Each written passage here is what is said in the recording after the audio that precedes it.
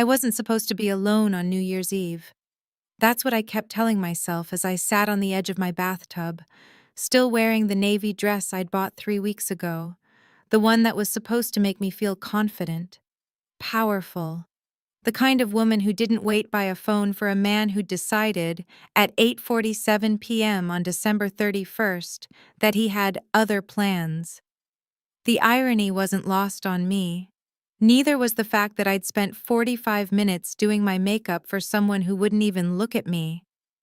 I wiped my eyes with the back of my hand, not caring that I was smudging the mascara. The apartment around me was silent, except for the muffled sounds of the city outside, sirens, distant laughter, the occasional car horn, people celebrating. People with plans. People who weren't sitting in a bathroom in a dress that was supposed to mean something. My phone buzzed. I didn't check it. By 11:30 p.m., I'd changed into an old Columbia sweatshirt and moved to my bedroom window. The Manhattan skyline glittered with a cruelty that only New York could manage. All that beauty wrapped up in the kind of indifference that crushed you without even knowing you existed. I pressed my forehead against the cold glass, watching the crowds on the street below begin their slow migration toward Times Square. Their excitement felt like a personal affront.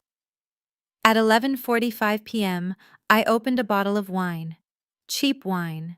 The kind that tasted like regret and poor decisions. I drank it sitting on my bed, legs crossed, staring at nothing. The countdown would happen in 15 minutes. Somewhere in this city, Marcus was probably kissing someone else. Someone who hadn't reorganized her entire evening around him. Someone who had better instincts. The building was quiet in that way that made my loneliness feel volumetric. Most of the other tenants had left Manhattan for the holidays, or at least left their apartments to celebrate somewhere louder, somewhere better. I was the only person crying on New Year's Eve in this whole building. Maybe in the whole neighborhood. The thought was almost funny. At 11:59 p.m., I stood up and moved back to the window. If I was going to feel this pathetic, I might as well commit to it. I pressed my palm against the glass. Down on the street, people were gathering. The energy was building. That anticipatory hum that happened in the last minute before midnight, when everyone's breath seemed to hold at the same moment. Tears started running down my face without my permission. Not dramatic sobs, just tears that leaked quietly, while I watched a city full of people celebrate the arrival of something better. The countdown began on the streets below. I could hear it rising through the buildings, through the walls, through the bone-deep cold of New Year's Eve in New York. 10. I closed my eyes. 9. My phone was still on my bed. Marcus hadn't called. He wasn't going to call. 8. The wine made everything feel softer, slower, worse. 7. This was my life. This was who I was, the girl left behind, always left behind. 6, 5, 4, and then... The window shattered, not exploded. There was no crash, no glass spray. It simply opened, as if it had been waiting for this exact moment to surrender. The January wind came through like something alive, and with it came a shadow that was far too large to be anything natural. He came through the window like he'd done it 100 times. Like windows were just doors for men who didn't follow the rules. For a moment, I couldn't process it. My brain wouldn't arrange what I was seeing into anything coherent. A man, tall, impossibly tall, crouched on my fire escape in an expensive black coat, his face still half turned toward the city behind him. Snow clung to his dark hair. His jaw was sharp enough to cut glass. His eyes, when they finally found me, were the color of winter itself. 3, 2, 1. Happy New Year. The city exploded into celebration. Fireworks lit up the sky. Horns screamed.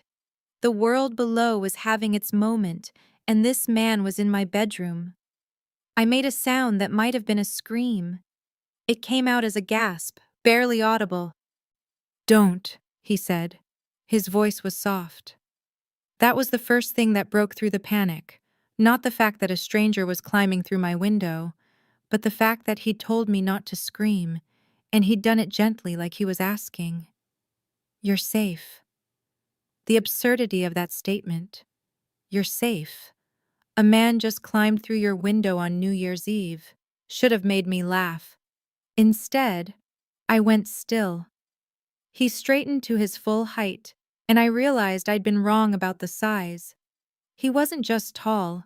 He was built like something that had been engineered for violence. Broad shoulders, hands that looked capable of tearing through the world. And still, he moved with this controlled grace, like he could collapse that power down to nothing if he wanted to. He stepped into my apartment fully. The window remained open behind him. Snow falling into my bedroom like he'd brought the winter inside with him. "Who are you?" My voice didn't sound like mine.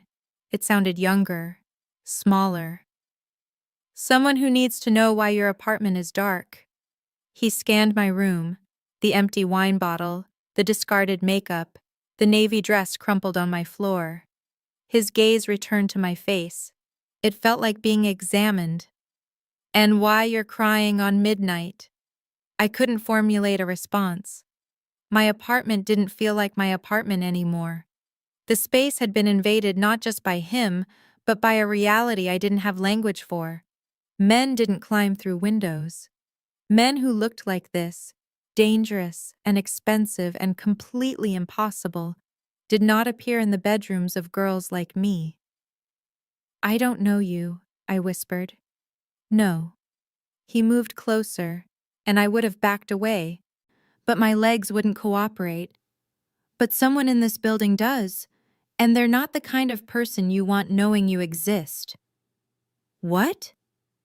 His eyes dropped to my left shoulder, where the strap of my sweatshirt had slipped. When he looked back at my face, his expression was completely unreadable. "Your neighbor, 2 floors down. He has certain interests, certain friends, and tomorrow morning he's going to wake up and remember that there's a girl living above him." "I don't understand." "You will."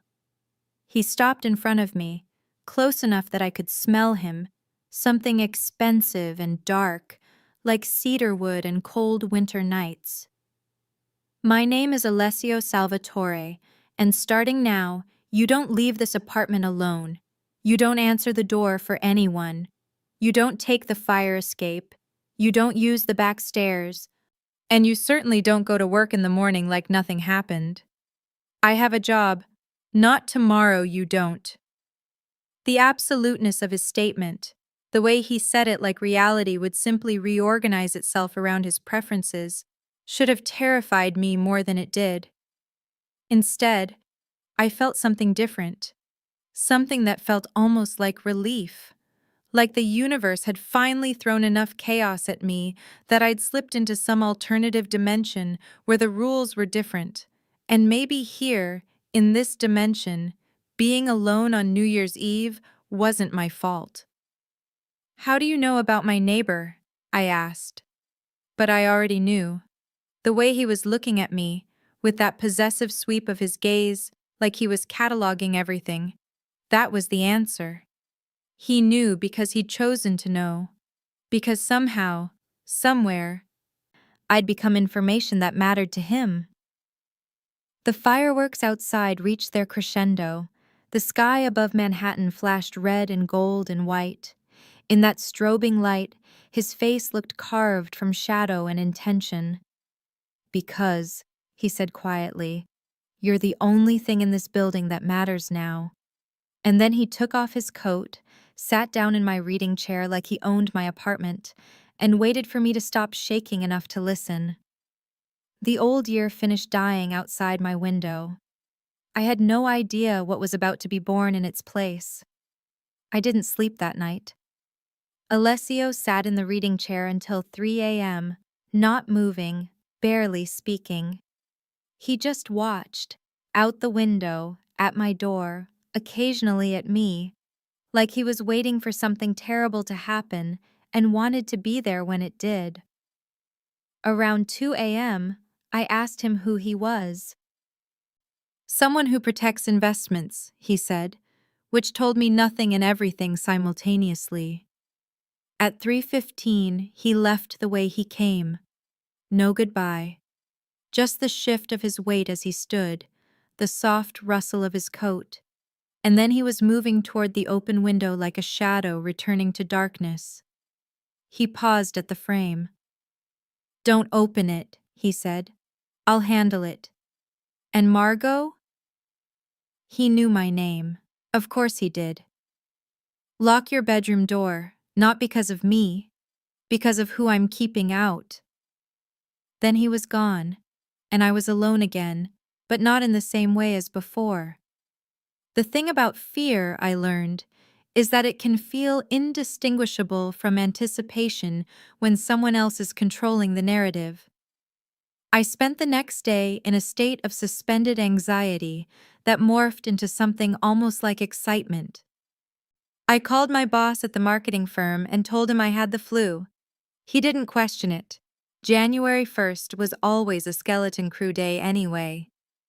The lie tasted metallic on my tongue, but it didn't feel like a lie. It felt like following an order from someone who understood the world better than I did. My neighbor, Derek, knocked on my door around noon. I didn't answer. I sat on my bed, holding my breath, listening to him shuffle around in the hallway. He knocked 3 times. Then he left. The apartment was cold because Alessio had left my window open, and I didn't want to close it. It was a strange decision. Leaving it open felt like leaving a door unlocked for him, but it also meant something else. It meant he might come back.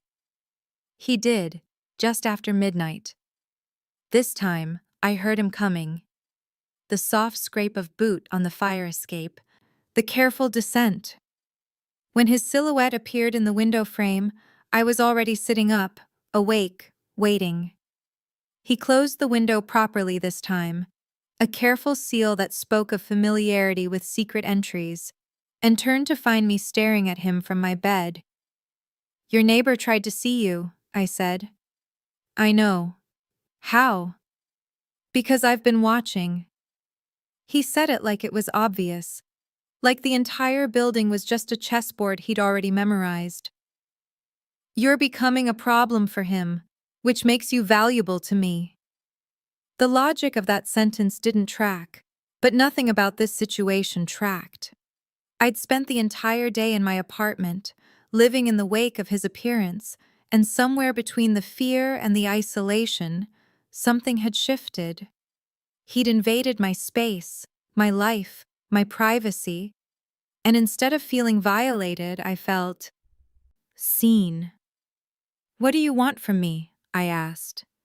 "Nothing you can give." He sat in the reading chair again, but this time he didn't remain distant. He leaned forward, elbows on his knees, studying me like I was a puzzle he was close to solving. "But your neighbor wants things, and the men he works for want things, and now they know someone lives above him, someone young, someone alone." I felt a chill that had nothing to do with the open window I'd just closed. "What did they do?" "Nothing yet." His eyes were flat, certain. "But they will, unless someone makes the cost of doing that too high. And you're going to... what? Scare them?" "Worse." He stood and moved toward my window, looking out at the dark city. "I'm going to make you unavailable. You're going to become someone who belongs to someone else. Someone with reach. Someone they cannot touch." The implications of that statement crystallized slowly, like ice forming in water. "You're going to tell them I'm yours." He turned back to me. In the darkness, his eyes reflected the city lights.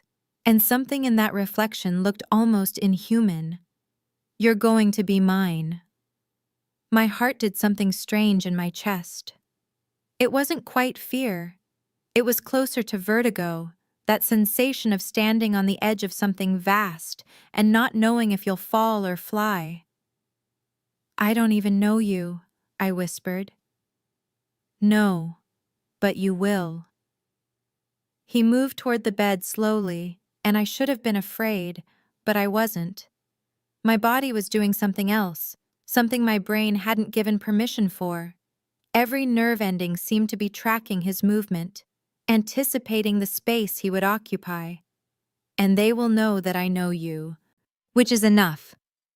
He sat on the edge of my bed, and the proximity made my lungs seize. This close, I could see the small scar above his left eyebrow, the way his dark eyes held no warmth at all. The fact that he was real, dangerous and certain and completely still, in a way that made every other man I'd ever known seem like sketches in a notebook. "What happens when they find out?" I asked. My voice had become something smaller, something that trembled around the edges. "They already know." He lifted his hand and touched my cheek, and the gentleness of the gesture against the violence in his eyes created a contradiction that I couldn't resolve. "I made sure of it, and now the question is whether you understand what that means. That I'm in danger. That you're protected." His thumb traced the line of my cheekbone. "By me." "Which means you're also possessed by me, claimed by me. In the world I belong to, there's no meaningful difference." I should have pulled away. Everything in my rational mind was screaming that this was wrong, that a man who climbed through windows and spoke about possession and knew things about my neighbors, that I shouldn't be touching my face like this. But I didn't move. Instead, I sat there, trembling, letting him touch me like I was something he'd decided to keep. "Is that a threat?" I asked. "It's a promise." His hand dropped, and the loss of his touch created an ache I wasn't prepared for. "They won't touch you, but you'll have to accept what comes with that. You'll have to accept me." "And if I don't?" Something shifted in his expression, a tightening around his mouth that suggested he wasn't used to that question. "Then they'll come for you tomorrow, and I'll have to handle it differently. And there's a lot more blood in that version of events." The matter-of-factness with which he said it, not as a threat, but as a prediction, made me realize that I was no longer in the apartment I'd lived in for 3 years. I was in some other version of my life, one where the rules were written by men like this, where protection and possession were the same word, where crying on New Year's Eve had been the worst decision I could have made because it made me the kind of person who was visible. "I don't have a choice," I said. "Everyone has a choice." He stood and walked back to the window. "You're choosing me because the alternative is worse. That's not ownership, Margot. That's just mathematics." But it felt like ownership. It felt like the moment where my old life ended and something darker, more violent, more real began. "Will you come back?" I asked. He paused at the window. "Every night until this is resolved. And then? Then we'll figure out what we are." He disappeared into the darkness, and I was alone again. But this time, I understood that aloneness was temporary. He would be back. And each time he came back, the boundary between safety and danger would blur a little more, until I couldn't see the difference anymore. I locked my door and tried to sleep. Outside, the city gleamed with its indifferent beauty, and somewhere in its darkness, a man who decided I belonged to him was likely already making arrangements to prove it. He came through the window on the third night with blood on his hands. Not on his hands, I realized as I jolted upright. On his shirt, a dark smear across the white cuff, visible even in the insufficient light from the city outside. I should have been horrified. Instead, my body responded with something that felt more like recognition. This was who he was, beneath the control, beneath the careful movements. This was the thing that made him the kind of man who could climb through windows and rearrange reality with his presence. "Don't ask," he said, reading my face as he shed his coat. "You don't want to know." But the strange part was that I did want to know. I wanted to understand what had warranted the blood, what had made someone bleed enough to mark him. I wanted to know if the blood belonged to Derek, my neighbor, or to someone else. I wanted to know how far Alessia would go. "Are you hurt?" I asked instead. He paused in the act of unbuttoning his shirt. Something flickered across his face. Surprise, maybe, or irritation that I'd asked the wrong question. "No." He disappeared into my bathroom, and I heard water running. The sound of him washing away whatever violence had preceded this moment. When he emerged, he was wearing my robe, which was absurdly small on him, hitting mid-thigh, the sleeves only reaching halfway down his forearms, and he looked almost human, almost breakable. "The men who worked with your neighbor are being made aware of certain facts," he said, sitting in the reading chair like it was his office. "First, that you're not available. Second, that the cost of changing that opinion would be astronomical. Third, that they should reconsider their entire life choices in this neighborhood." "Did you hurt them?" My voice came out smaller than I intended. "I hurt their understanding of how the world works." He lit a cigarette. When had he pulled that out? And the smoke curled toward my ceiling in patterns that looked almost deliberate. "Physical pain is temporary. Fear is motivating." I watched the smoke, watched him, trying to assemble some version of this that made sense. "You're a criminal." It wasn't a question. It was a statement of fact, an acknowledgement of the thing that had been hovering between us since that first night. Yes. No hesitation. No apology. Specifically, I'm a criminal with significant resources and worse impulses. The fact that I'm using both of those things to protect you doesn't change what I am, Margot. "But why are you protecting me?" The question that had been burning beneath everything else, finally out. "You don't know me. I'm nobody. Why do I matter?" He took a long drag on the cigarette and studied me through the smoke. "You want to know if this is random, if I do this for a lot of girls, if you're special or just convenient?" Yes. The answer is complicated. He leaned back in the chair, and the robe shifted, revealing the sharp line of his collarbone, the broad plane of his chest. The domesticity of him wearing my robe while discussing murder was creating a cognitive dissonance that I couldn't reconcile. "I own buildings in this neighborhood. Your neighbor is a problem. You're the excuse I needed to handle him. So in that sense, you're convenient." I felt something settle and harden in my chest. So that was what this was: functional, transactional. "But," he continued, and there was something in his voice that made me look back at his face. "The moment I saw you crying at that window, convenient stopped being the operative word." "What word is it then?" He flicked ash into the empty wine bottle from 2 nights ago. "At least it was empty," I registered distantly. "Complicated." I didn't understand how a person could be convenient and complicated simultaneously. I didn't understand how a man who just used violence on my behalf could be sitting in my robe looking like he belonged in the quiet of my bedroom. I didn't understand the pull I felt toward him, like there was a current moving between us that had nothing to do with logic and everything to do with the fact that he'd noticed I existed. "What happens now?" I asked. "Now, you're going to have to decide what you can live with." He stubbed out the cigarette in the bottle. "Because if you stay in this apartment, if you accept my protection, you're going to see things. You're going to know things. You're going to be complicit in things." And if I leave? You can't.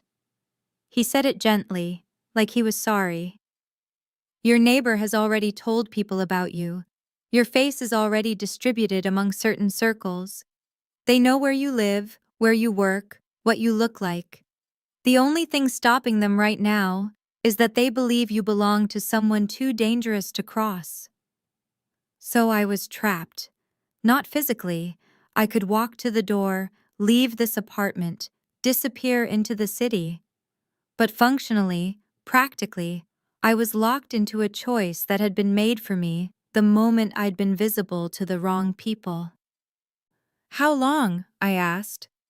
How long do I have to stay here? Until it's safe.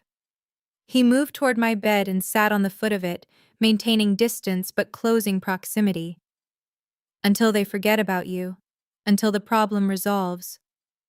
And that could be weeks, months, maybe longer. I lay back on my pillows and stared at my ceiling, trying to process the fact that my life had been reorganized by a stranger who'd climbed through my window. You're going to stay here, aren't you, during this whole thing?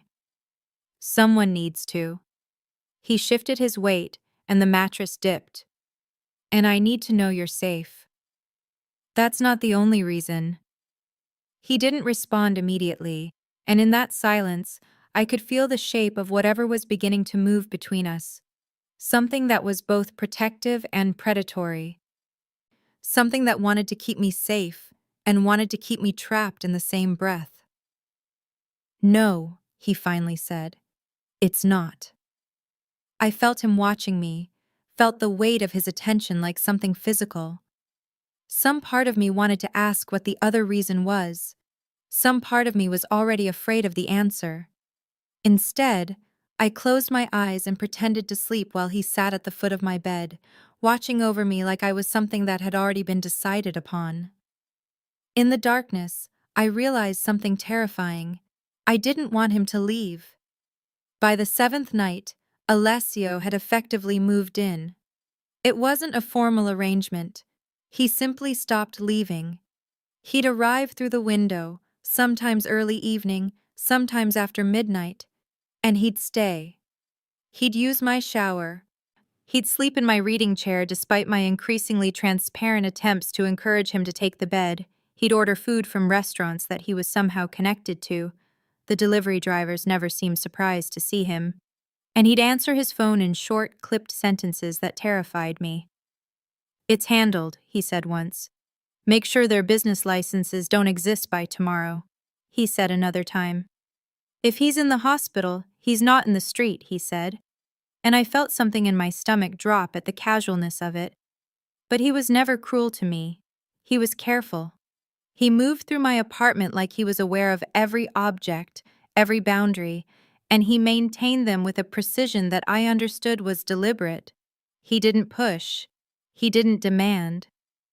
He protected the space around me, even while he colonized the space itself. On the 8th day, the first threat arrived. It came as a note slipped under my door while I was in the shower. By the time I came out of the bathroom in my sweats and a hoodie, Alessio had already read it. He was standing at my window, the paper in his hand, and the expression on his face was something I'd never seen before. It was raw. "What does it say?" I asked, though part of me didn't want to know. "That they're considering whether the cost of you is still too high." My stomach clenched. What does that mean? It means Derek has friends I didn't account for. He turned to face me, and the moment his eyes met mine, I understood what dangerous was. Not the violence I'd glimpsed at the edges of his world. This, the emotion bleeding through his control, was actually terrifying. It means the situation is escalating. Escalating how? "Come here." I obeyed without thinking about it, crossing the small distance to stand in front of him. This close, I could see the shadow on his jaw where he hadn't shaved, the exhaustion around his eyes that hadn't been there the night before. He'd been doing something, that much was clear. Planning, fighting, moving pieces around a board that I was only beginning to understand.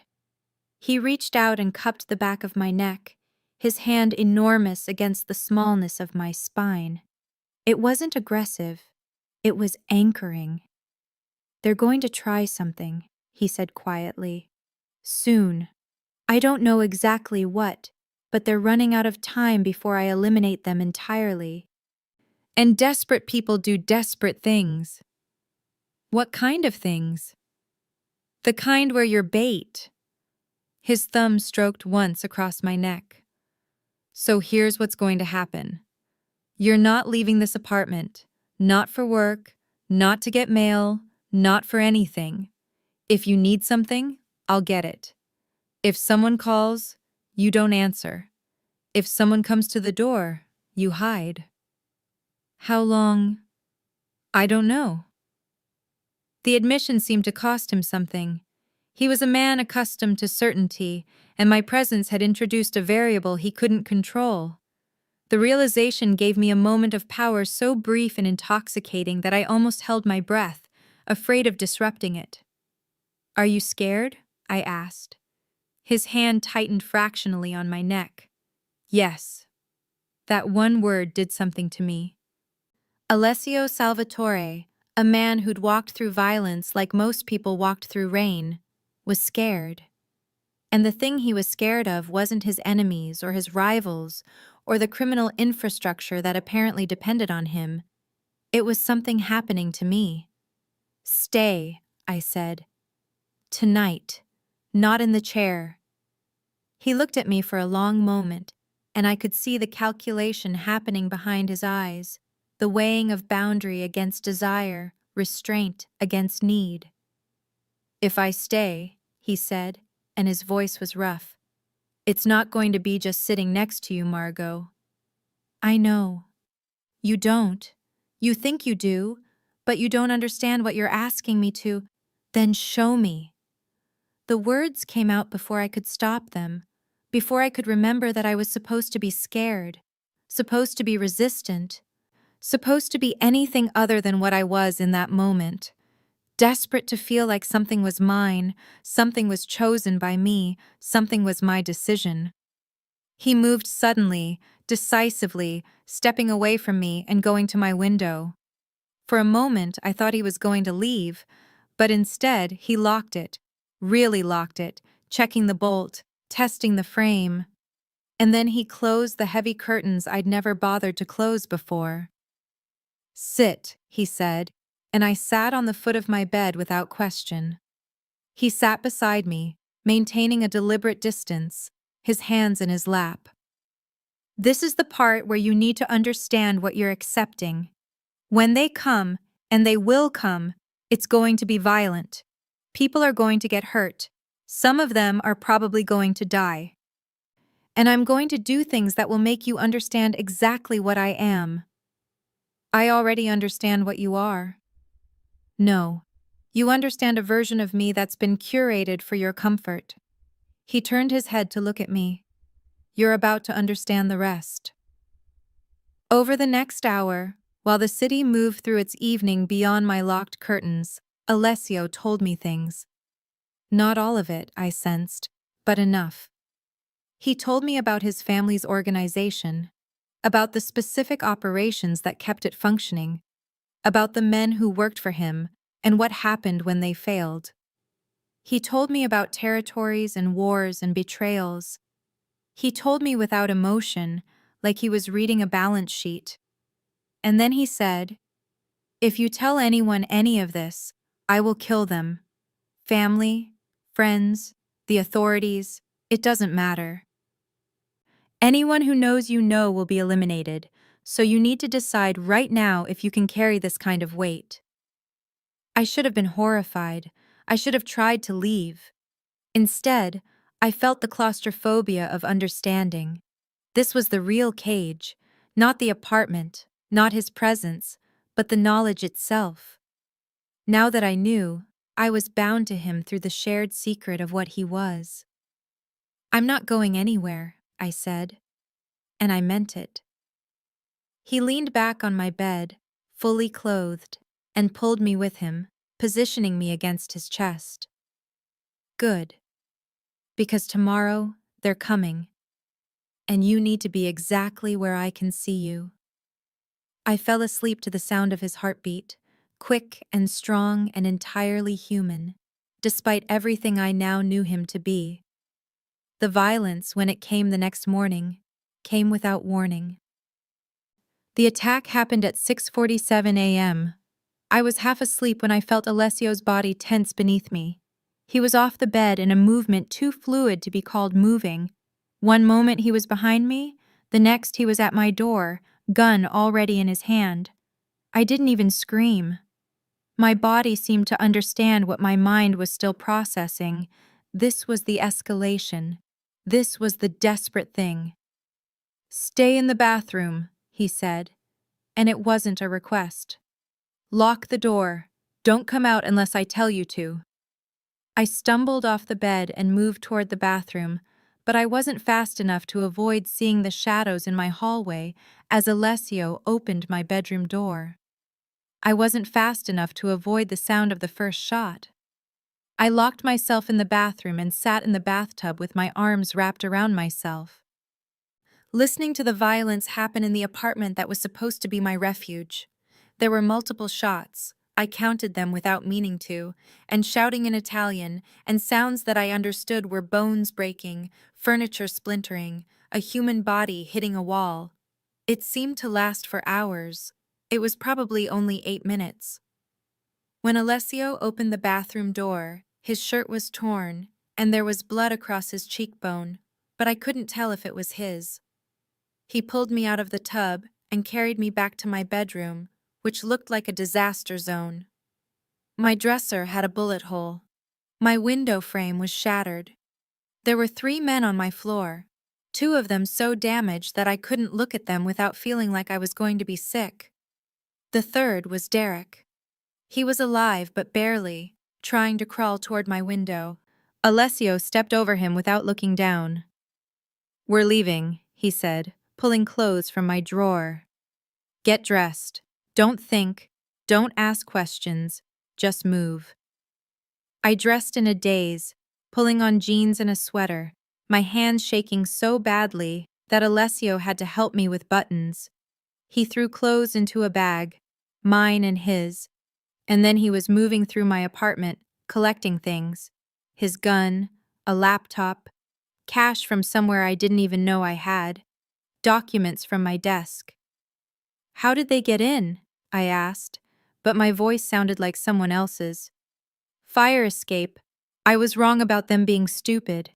He grabbed my hand. "That's not going to happen again." We left through the front door, stepping over the blood and broken glass, and Alessio locked my apartment behind us like we were just going out for groceries. The hallway was empty. No one came to investigate the gunshots. In New York, you learned not to. A black car was waiting on the street. Alessio opened the passenger door and pushed me in gently, coming around to the driver's side in movements that were quick but not frantic. We were moving before I could fully process that my apartment, my whole life, had just been erased in 8 minutes. "Where are we going?" I asked. "Somewhere safer." It turned out that somewhere safer was a penthouse in Tribeca overlooking the Hudson, the kind of place that didn't exist in any register, that was probably owned through 17 different shell corporations. Alessio entered a code that changed daily. He explained this to me later, when I'd stopped shaking enough to process language. And then we were inside a space that felt less like an apartment and more like a command center. Floor-to-ceiling windows. A living room with the kind of furniture that came from places without names. A kitchen that was pristine in a way that suggested no one had ever cooked anything in it. Bedrooms, plural. An office with multiple monitors. And security. I understood security when Alessio showed me the system. 12 different feeds, motion sensors, pressure plates on every exit. This wasn't a home. This was a fortress. "You can rest," he said, showing me to one of the bedrooms. This one was decorated, at least, with a soft gray color scheme, and a bed that looked like it had never been slept in. They won't find you here. How are you so sure? Because no one finds me unless I want to be found. He closed the door, and I lay on the bed fully clothed, listening to the sound of him moving through the space, making calls, giving orders, his voice a low rumble in the distance. I should have felt safer. The apartment was secure, the man was competent, I was no longer in the direct line of violence. Instead, I felt completely untethered. My old life had exploded into pieces. My job would fire me by end of business. I was supposed to be at work 2 hours ago. My apartment would be seized as a crime scene. My identity as a person who lived a quiet, uncomplicated life had been completely erased. What remained was me and Alessio and the terrible intimacy of enforced proximity. He came to the room that night. I was still awake, watching the city lights reflect off the Hudson, when he opened the door. "I need to do something," he said. "And I need you to understand that it's not personal." He moved to the window and closed the blackout curtains, obscuring the view and leaving us in complete darkness, except for the ambient light from the city seeping through the edges. Then he came to the bed and sat down. "The men who attacked you, all of them, are now complications I need to address. And that addressing is going to take time. During that time, you're going to be here. Alone mostly. I'll be in the office, or out handling things, and you'll be in this apartment that's completely secure and completely isolated." "How long?" I asked. "Until the problem is completely solved. Until anyone who might think about using you against me understands that you're untouchable." The way he said untouchable carried a weight that went beyond physical protection. It meant claiming. It meant that anyone who touched me would understand that they were touching something that belonged to someone else. "And what about what I want?" I asked, and my voice came out smaller than I intended. He didn't answer immediately. In the darkness, I heard him breathing, and I realized he was trying to figure out how to respond to a question he'd probably never been asked before. "What do you want, Margot?" His voice was soft, dangerous. I wanted to go back to New Year's Eve, before his window broke my life open. I wanted to be the girl who cried alone in her apartment. I wanted the safety of invisibility. I wanted none of those things. What I wanted was him. What I wanted was the contradiction of his presence. Safe and dangerous, protective and possessive, real in a way that nothing else in my life had ever been. "I want to understand this," I said. "This? You, and me, and what's happening." He reached out in the darkness and found my hand. His grip was gentle, controlled, but it was also absolute. "We're going to figure it out. But first, they need to understand that you're off limits. That cost needs to become too high." "How do you make it high enough?" "By making it personal to them." He squeezed my hand once. "By making sure that everyone they care about understands that protecting you was a lesson they needed to learn." That night, Alessio slept in the bed beside me, separate, controlled, restrained.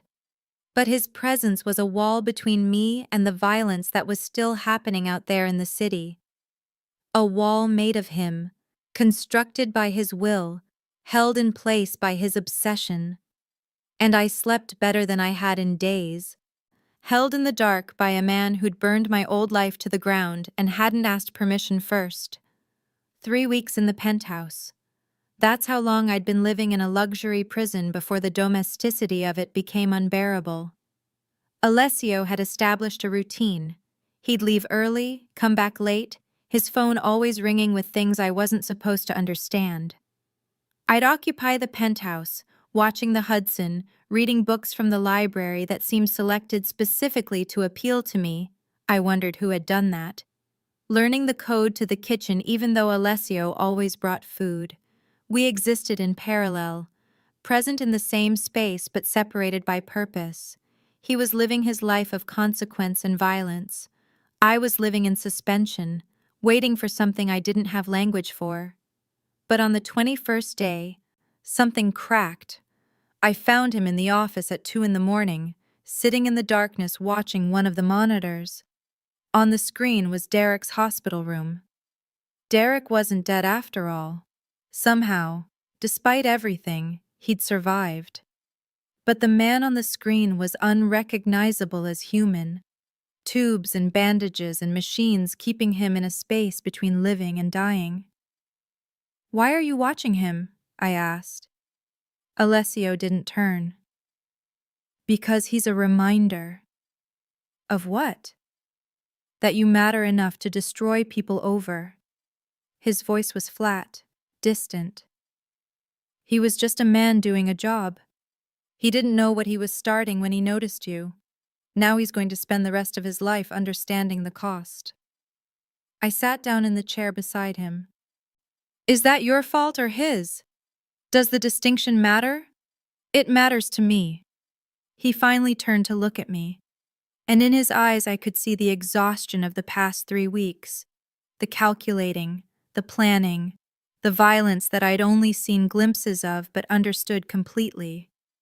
He looked like he'd been warring with something internal, and that war was still ongoing. "I came here to protect you," he said slowly. "I came through your window, and I made that choice. And because I made that choice, Derek had to be made an example. Because if I didn't break him, someone else would test me. And I can't—" He stopped. The admission hung between us. "You can't what?" I pressed.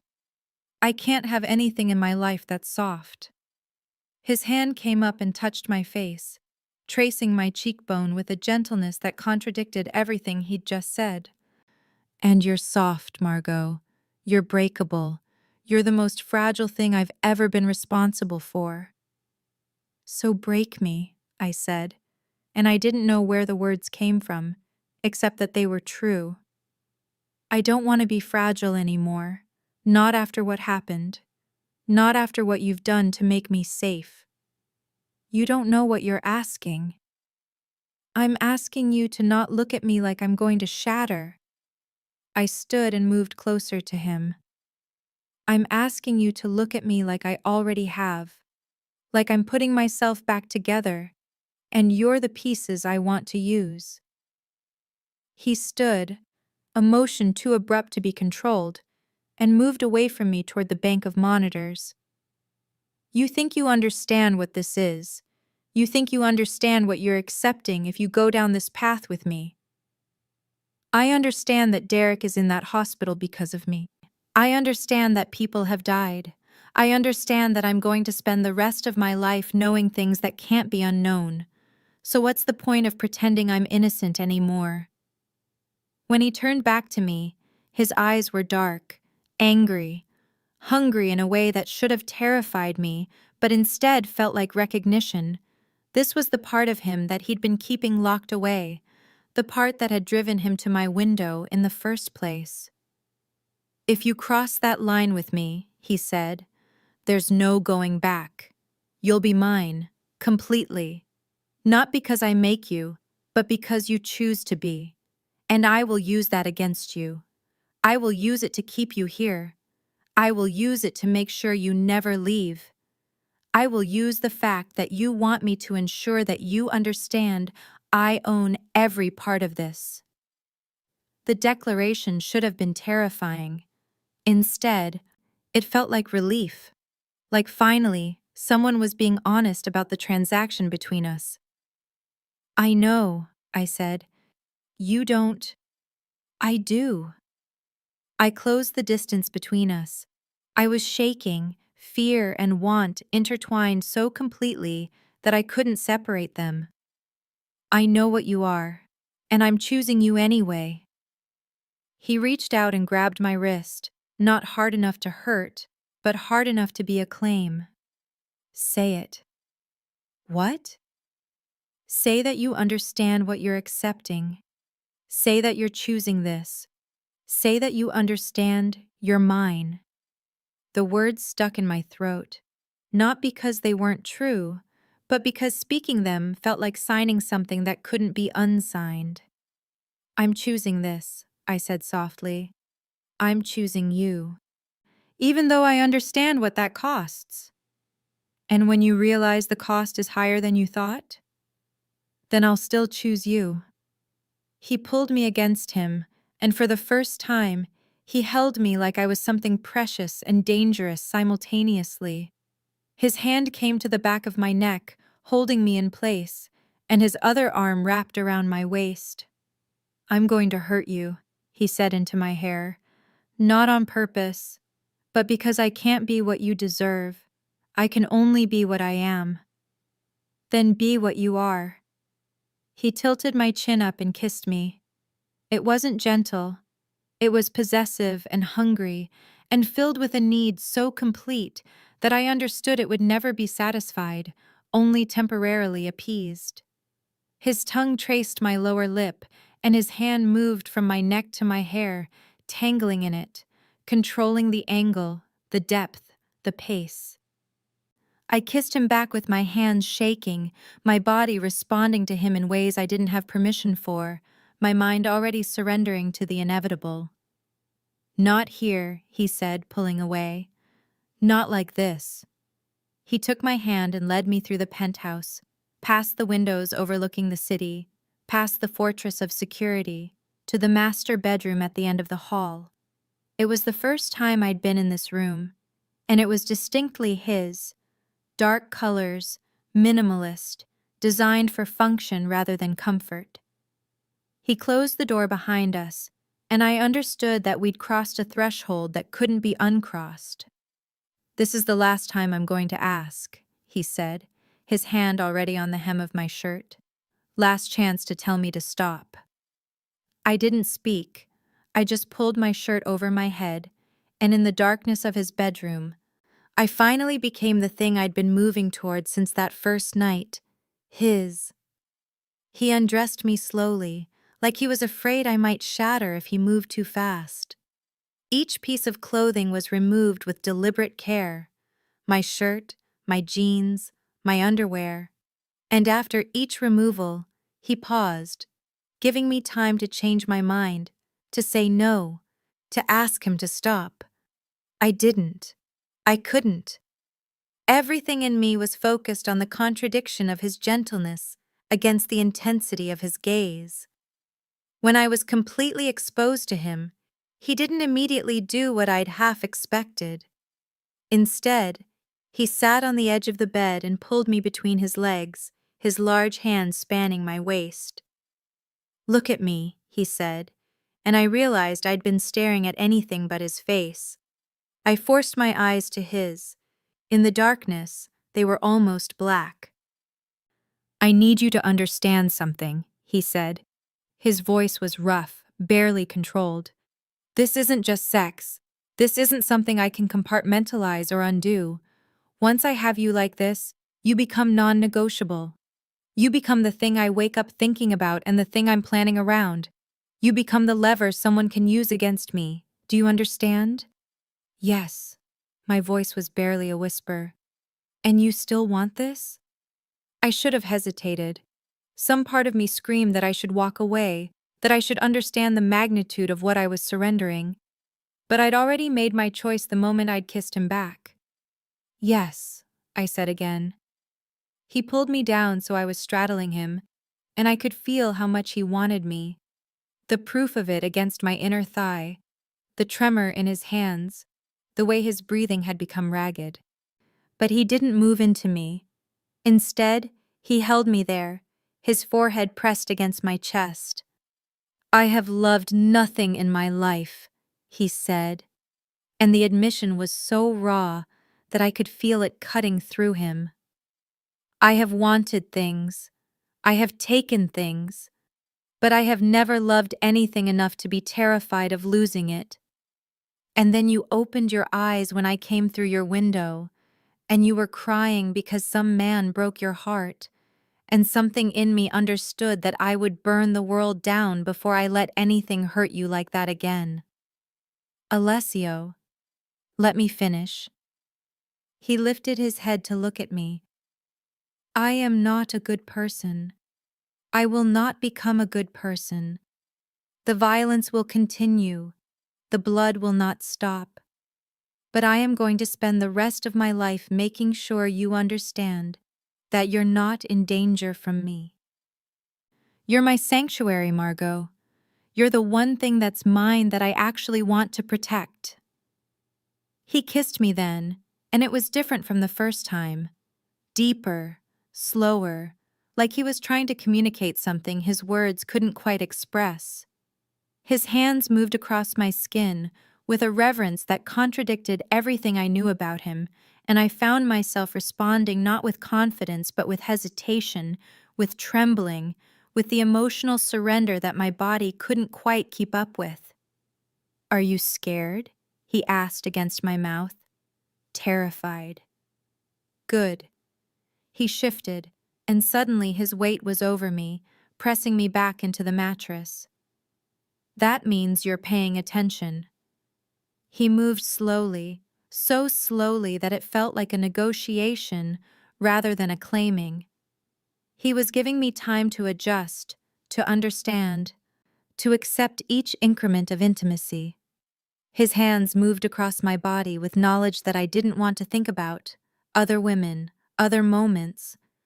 But I pushed that away and focused on the present, on the way he was watching my face like he was reading everything I wasn't saying. Tell me if I hurt you, he said. You won't. I could, easily. His jaw tightened. And I need to know that you'll tell me if I do. I will. My voice came out small, uncertain. I didn't recognize myself in this moment. Vulnerable, exposed, completely surrendered to someone who could destroy me with minimal effort. When he entered me, it was gentle, controlled, his large body moving with a care that felt like a concession. I made a sound that might have been pain or pleasure or some combination of both, and he stopped immediately. Stay with me, he said. Don't leave, just stay. I wasn't going anywhere. My arms wrapped around him, my hands finding the smooth expanse of his back, feeling the muscles tense beneath skin as he began to move. There was no rhythm that I could identify, no performance. It was just him and me, and the slow realization that I'd been wrong about what this would feel like. I'd expected dominance. I'd expected him to take what he wanted and assume I'd follow. Instead, he moved like he was afraid of breaking me, like my pleasure was somehow more important than his own, like this was less about possession and more about communication. You're mine, he said, and his voice was raw against my neck. Say it. I'm yours, I whispered. Again. I'm yours. He began to move faster then, his control slipping, and I could feel the moment where the gentle lever gave way to something more honest. Want, need, obsession. His hands gripped my hips, and his breath came hard against my shoulder, and I understood that he wasn't performing tenderness anymore. He was just taking, and I was just surrendering. And somewhere in that transaction, something shifted. I came apart, not with confidence or dominance, but with a soft cry that felt pulled from somewhere deep inside me, and he followed moments later, his body going rigid, his hands gripping me like I was the only thing keeping him tethered to the world. For a long moment afterward, we just lay there in the darkness, his weight on top of me, his face buried in my neck, his breathing slowly returning to normal. Don't move, he said when I shifted slightly. I'm not trying to leave. I know. He lifted his head and looked at me. His face was softer now, less controlled, and there was something almost vulnerable in the way he studied my expression. I just need a moment to understand how you're mine. I reached up and touched his face, running my thumb across the sharp line of his jaw. How do you feel? Like I've made a terrible mistake that I'm never going to regret. He caught my hand and brought it to his mouth, kissing my palm. Like I've claimed something that was supposed to claim me. What happens now? I asked. Now, you sleep. He rolled onto his side and pulled me against him, positioning my back against his chest. His arm wrapped around my waist, holding me in place. And tomorrow, we figure out what comes next. And if I want to leave? You can try. His voice was calm, certain. But we both know you won't. He was right, and I hated that he was right. I was trapped now, not by chains or doors, but by my own wanting.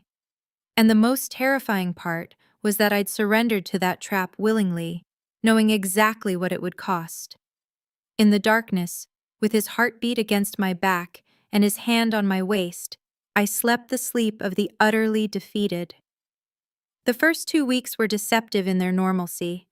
We established a routine that felt almost domestic. Alessio would bring coffee to the bedroom in the morning, and I'd drink it while he checked his phone. We'd shower together, his hands careful on my skin, respecting the intimacy we'd created. We'd eat lunch on the terrace overlooking the Hudson. In the afternoons, he'd disappear into the office, and I'd read or watch the city move beneath us. At night, he'd come to me, and I'd surrender to him, and he'd surrender to me, and somewhere in between, I'd stop being the girl who cried on New Year's Eve.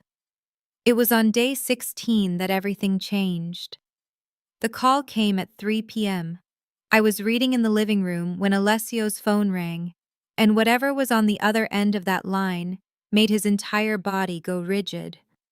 He listened for perhaps 30 seconds, then said one sentence in Italian that sounded like rage shaped into words. "Pack a bag," he said when he hung up. "Not everything, just essentials." What happened? My brother was shot. He was already moving, pulling on a jacket, checking his gun, his movements carrying an urgency I'd never seen from him before. In public, outside his restaurant, in front of 40 witnesses. Is he? He's alive, for now. He came back to me and cupped my face.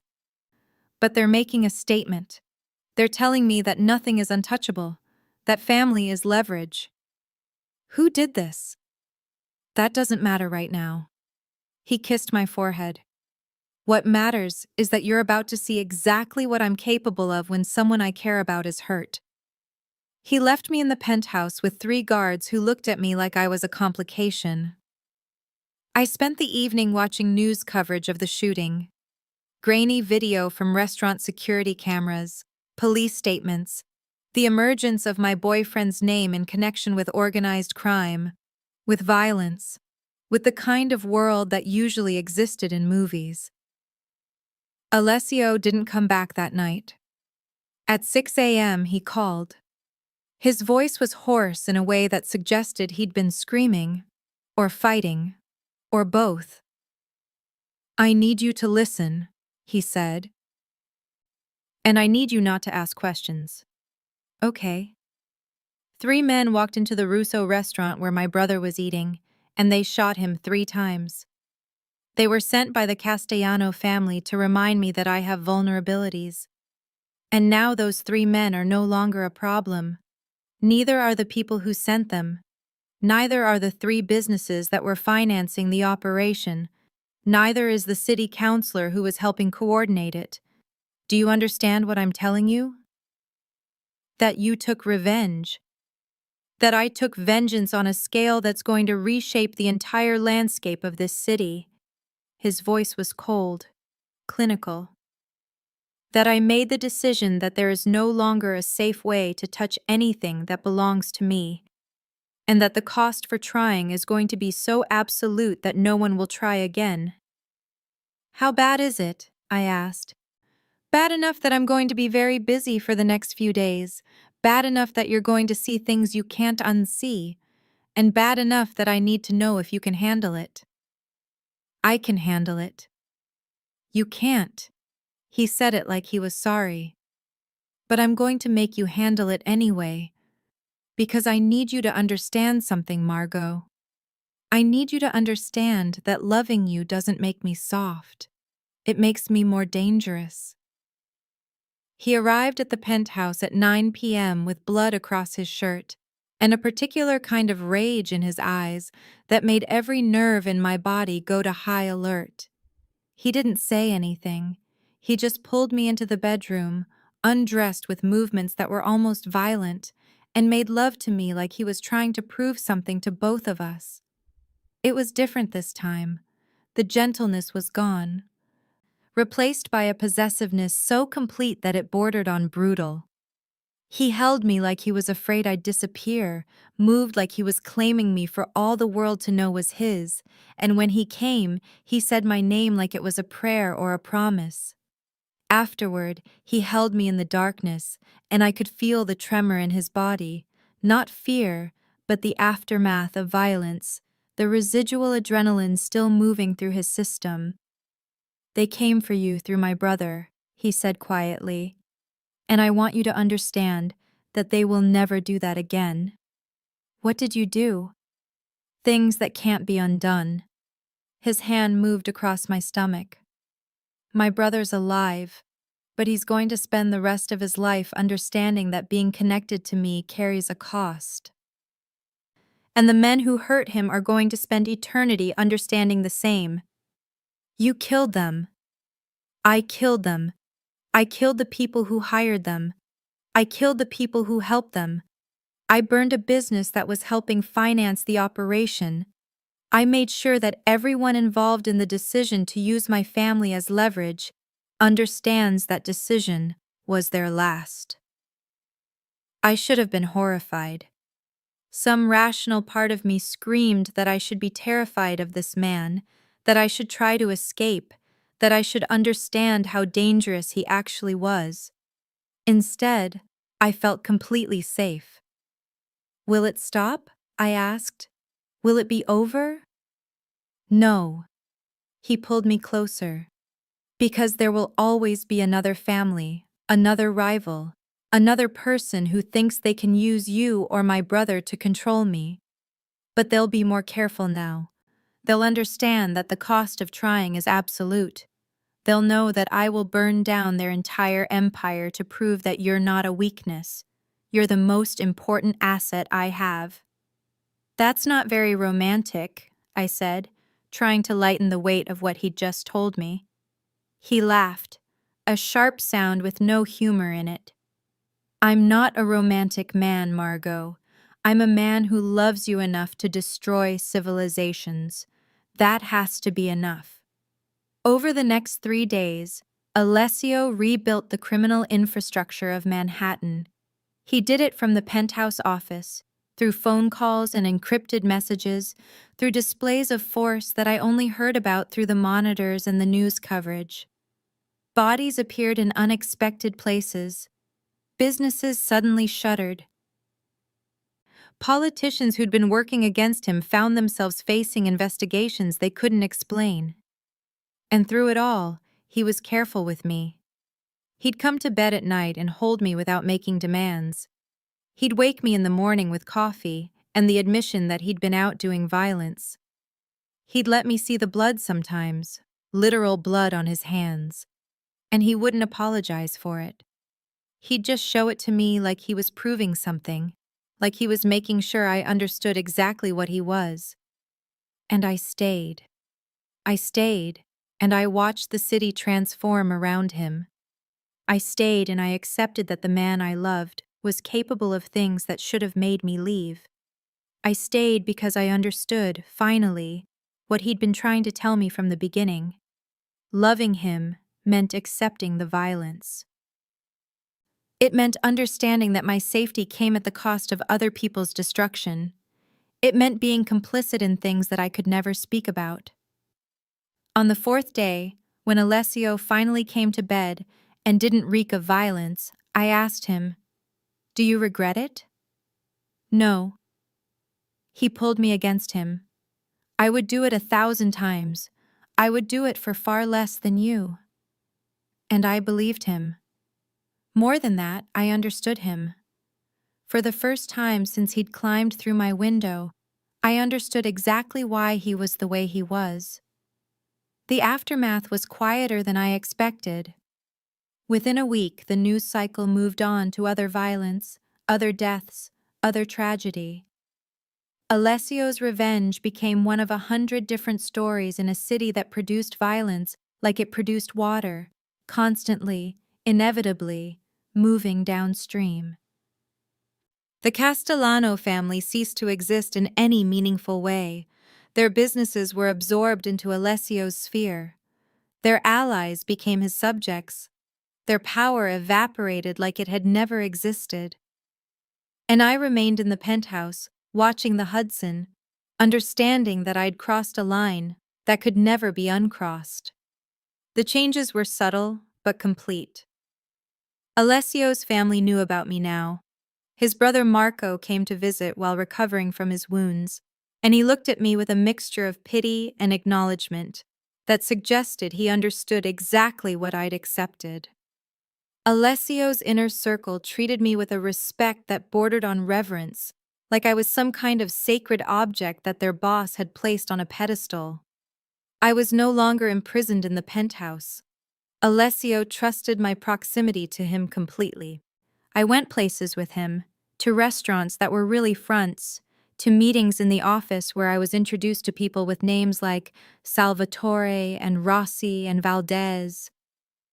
I became part of his world, not by force, but by acceptance. And I was happy. That was the terrifying part.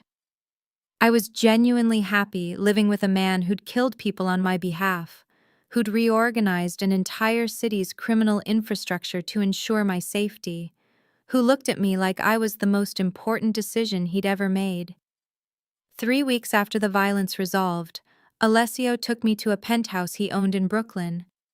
It was smaller than the Manhattan location, more personal, with art on the walls and books on the shelves, and the kind of space that suggested someone lived there with intention rather than just occupying it. "This is ours," he said. "If you want it to be." "What do you mean?" "I mean that I'm done hiding you. I'm done pretending this is temporary. I'm asking you to move in here permanently. I'm asking you to accept that this is your life now." We were standing on the terrace overlooking the city, and he had something in his hand that glinted in the afternoon light. I knew what it was before he even opened the box. "I can't propose to you properly," he said. "Proposing requires the kind of stability and normalcy that I can never give you. It requires being able to promise that our future is clean, or safe, or simple. So instead, I'm going to tell you what this is." He opened the box to reveal a diamond ring, not ostentatious, but beautiful in its simplicity.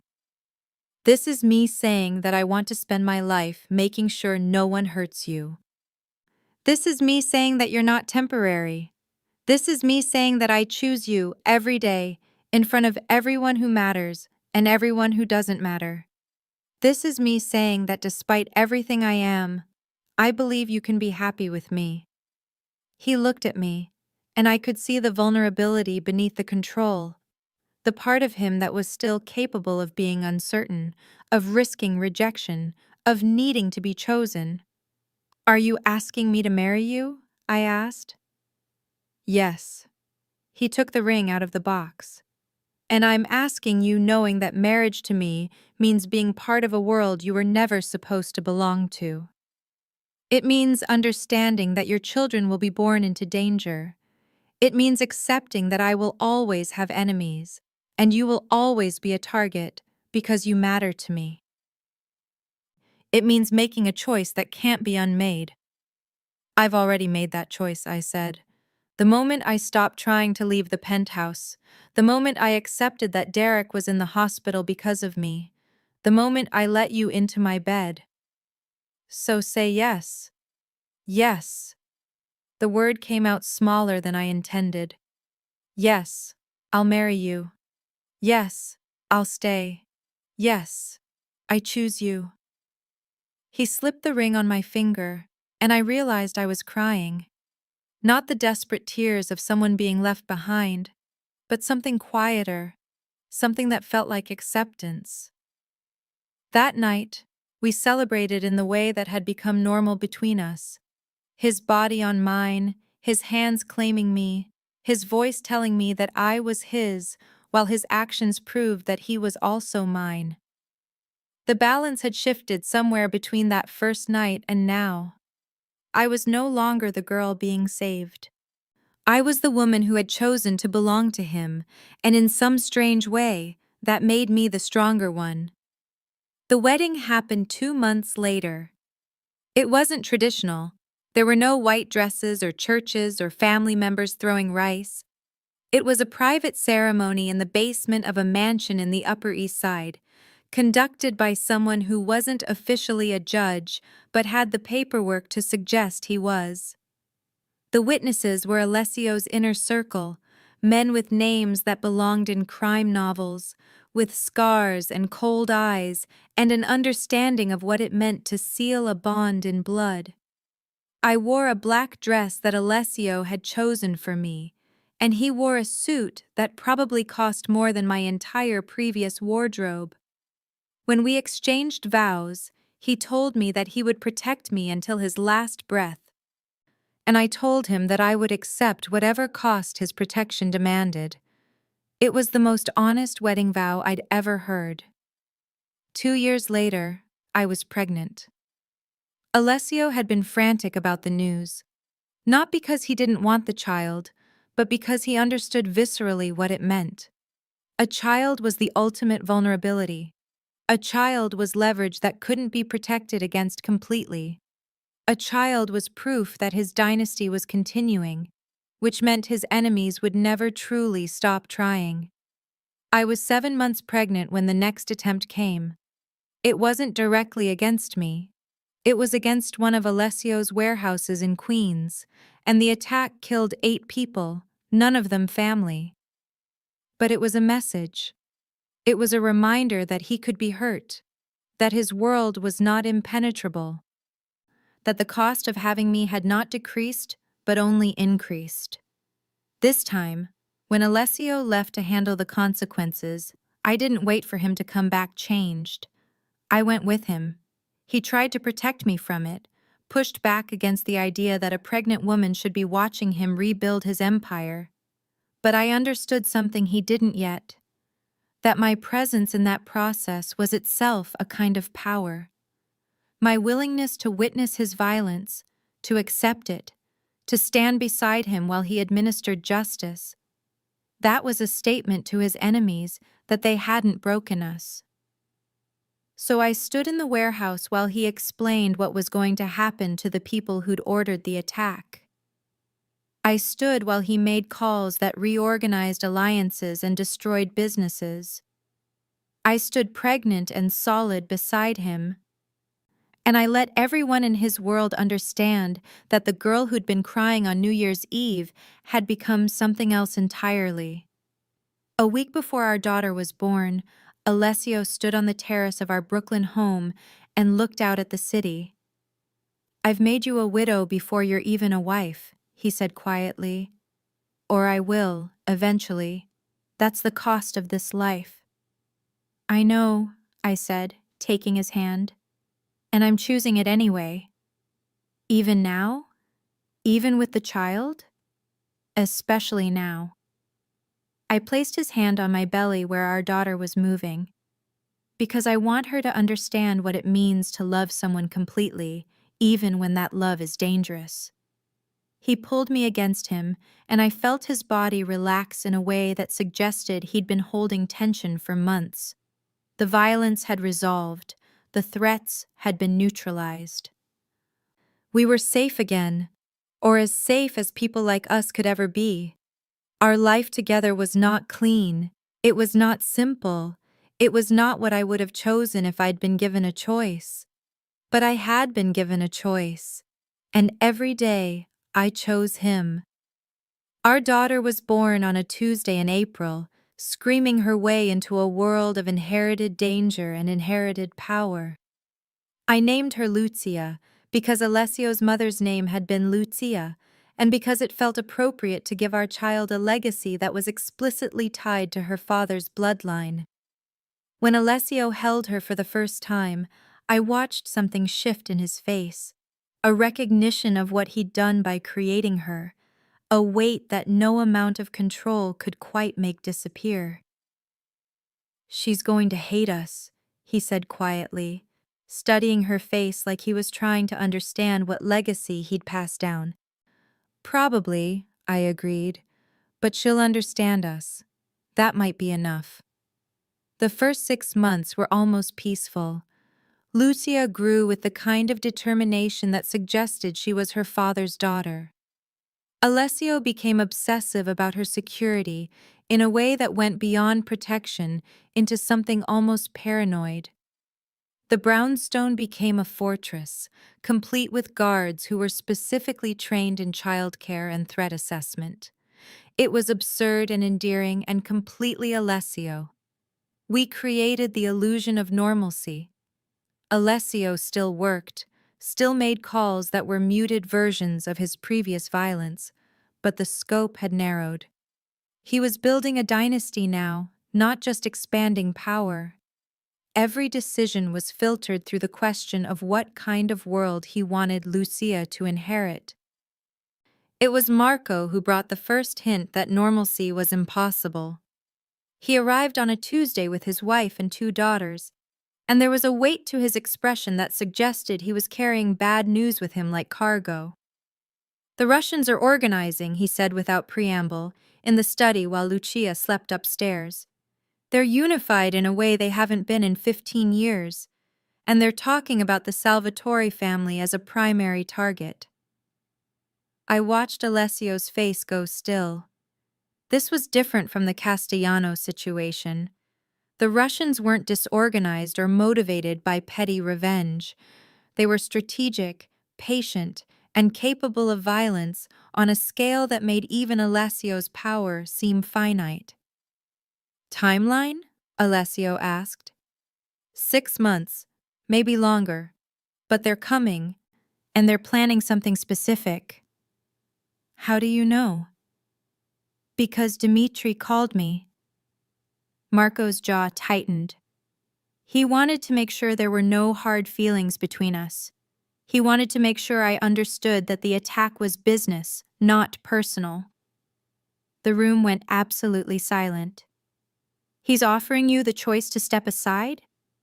Alessio's voice was dangerously quiet. "He's offering me the choice to join him." Marco looked at his brother. "And I wanted to tell you myself before it became an official offer that I'd refused. I wanted you to know that I'm not going to betray you, no matter how reasonable the terms are." I felt Alessio reach for my hand and grip it tightly. "Thank you." "But you need to understand what's coming," Marco continued.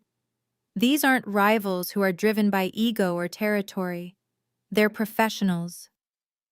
They're going to hit everything, your businesses, your allies, your—" His eyes flicked to me. "Lucia," Alessio finished. "They're going to use Lucia." "They're going to try," Marco corrected. "And I can help you prepare for that. But you need to understand that this is going to be different from anything you've handled before." After Marco left, I found Alessio in Lucia's room, watching her sleep. He looked older than he had 2 hours earlier. The weight of what was coming had settled on him visibly. "We could leave," I said.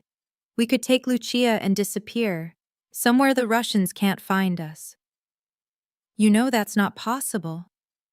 "I know that you won't do it." I moved closer to him. "But you could. You could choose to walk away." "No." He didn't take his eyes off Lucia.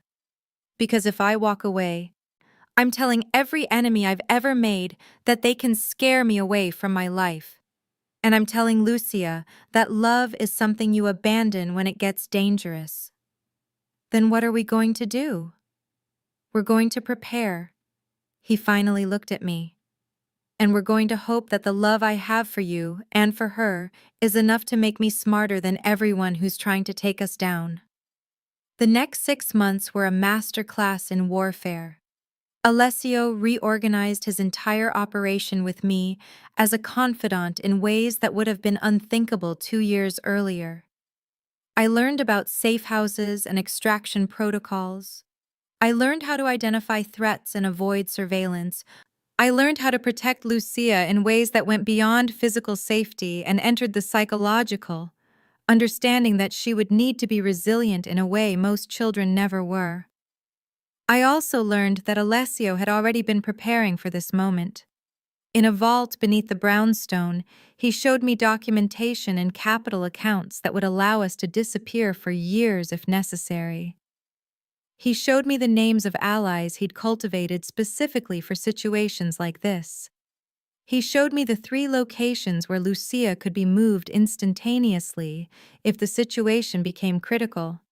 "You planned for this," I said, understanding dawning. "I planned for everything," he corrected. "The moment you became part of my life, I understood that the violence wouldn't stop, that it would only change shape. So I've been preparing not for the moment someone tried to hurt you, but for the moment someone tried to use you to hurt me." The attack, when it finally came, was almost anticlimactic. They came in the morning, hitting 3 of his warehouses simultaneously, while a bomb threat cleared a building where he was supposed to be, but wasn't. Alessio was in the penthouse in Manhattan with me and Lucia, safe behind walls that he'd reinforced with the precision of someone who'd already lost once and had no intention of doing it again. But this time, I didn't hide. I stood beside him while he orchestrated the response, watching the monitors, making calls, doing the calculus that separated victory from destruction. "They're good," he said, and there was something almost like respect in his voice. "But they're not as desperate as we are. And they don't have what we have." "What do we have?" I asked. "Everything to lose," he said, "which means we're capable of things they can't even imagine." The Russian offensive lasted 3 weeks. By the end of it, Alexander Dmitri, the man who'd come after my family, was dead, along with 17 members of his organization. Alessio's losses were significant. 6 people killed, 2 warehouses destroyed, millions in product seized. But the Russian structure in Manhattan collapsed like it had never existed. And we were still standing. 2 months later, when the dust had settled and normalcy was reasserting itself, I found Alessio on the terrace of our home, watching Lucia play in the garden with guards positioned at safe distances. "It's never going to end, is it?" I asked. "No." He pulled me close. "But it's never going to break us either." "How can you be so sure?" "Because I'm a man who will kill anyone who threatens what's mine. And you're a woman who accepts that as love." He kissed the top of my head. "That's not a delicate foundation. That's not something that shatters easily. That's something that endures." Lucia looked up from where she was playing, and her eyes found Alessio's. Even at 6 months old, there was a recognition there. The understanding that this man was hers, that she was his, that the love between them was the kind that had violence built into its foundation. I thought about the girl who'd cried on New Year's Eve, who'd been so desperate for someone to care enough to notice her. She felt like a different person now. I felt like a different person now. I was Margot Salvatore. I was the wife of a mafia boss. I was the mother of a child who would be born into power and danger. I was complicit in things that couldn't be undone, in love with a man who would burn down civilizations for me, in a life that was beautifully, destructively real. There would be more violence. There would be more enemies. There would be moments where I questioned whether I could actually live this life, whether the cost was truly something I could bear. But there would also be mornings where Alessio brought me coffee and watched me drink it. There would be nights where he held me and whispered promises that he would always come back. There would be moments where Lucia would look at me and see a mother who understood the world she was being born into and didn't flinch. "Do you regret it?" Alessio asked, reading my thoughts with the precision of someone who'd learned to understand me completely. "Any of it?" "No," I said, and I meant it. Not for 1 second. He pulled me closer, and in the distance, the city glittered with its indifferent beauty. We were not heroes in some clean story. We were survivors in a dark one, and that was enough. That was everything.